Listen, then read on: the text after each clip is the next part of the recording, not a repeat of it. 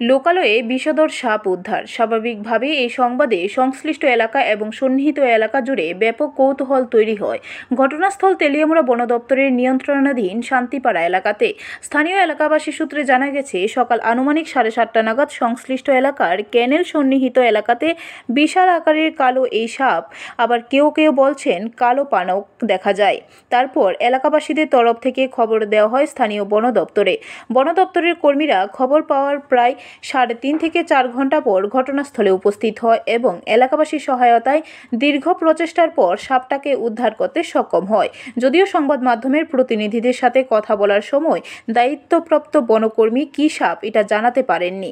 একজন প্রশিক্ষণপ্রাপ্ত বনকর্মী এইভাবে সাপ উদ্ধার করতে গিয়ে সাপের পরিচয় জানাতে না পারায় উপস্থিত সকলের মধ্যে গুঞ্জন তৈরি হয়।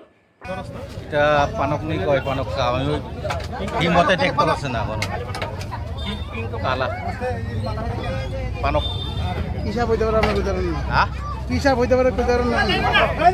কিং খবর হইতে পারে পানক নি কয় বাংলা দিয়া আপনি কইতে পারেন না, এটা হিসাব না। আপনি ফরেস্টের কইতে পারেন। ব্যুরো রিপোর্ট, খবর ত্রিপুরা।